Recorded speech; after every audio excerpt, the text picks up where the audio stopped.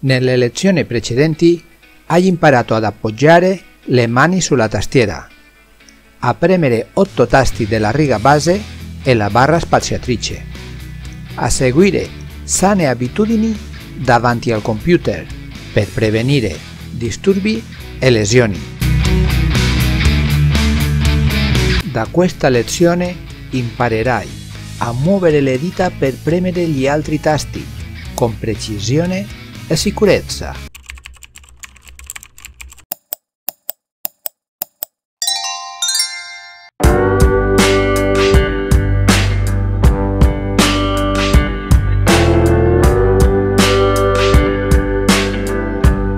F, G, F, spazio. Questa lezione è importantissima. Interiorizzare questa tecnica ti permetterà di andare avanti più facilmente. Al contrario, non padroneggiarla causerà una diminuzione della precisione.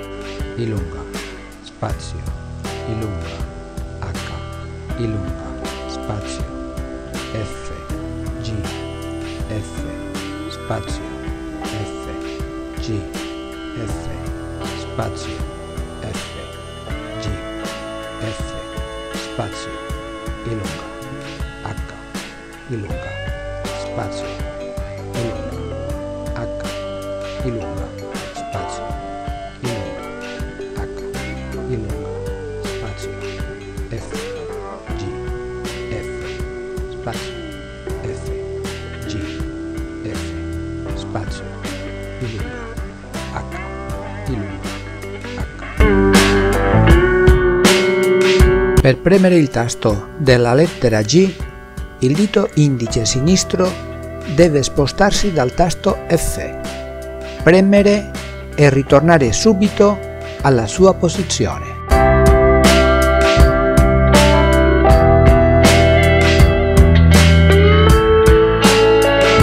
Per premere il tasto della lettera H, il dito indice destro deve spostarsi dal tasto I lunga, premere e tornare subito alla sua posizione.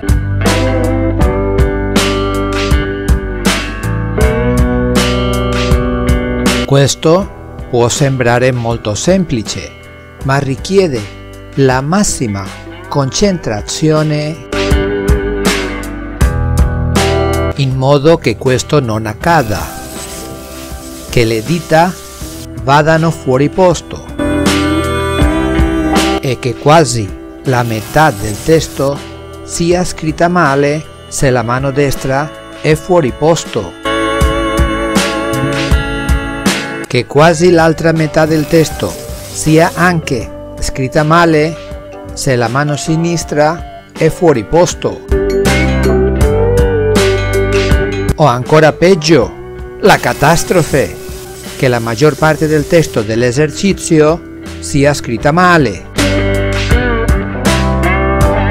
Prima di iniziare l'esercizio è consigliabile praticare ripetutamente il nuovo movimento di ogni dito, in modo che venga registrato nella memoria neuromuscolare, cioè che il cervello registri e ricordi quel movimento. Quindi, quando il senso della vista invia l'immagine della lettera G o H al cervello, il cervello esegue il movimento che ha registrato. Assicurati di essere seduto correttamente davanti al computer, adottando la corretta postura del corpo. Fai un respiro profondo e inizia l'esercizio. Buona fortuna!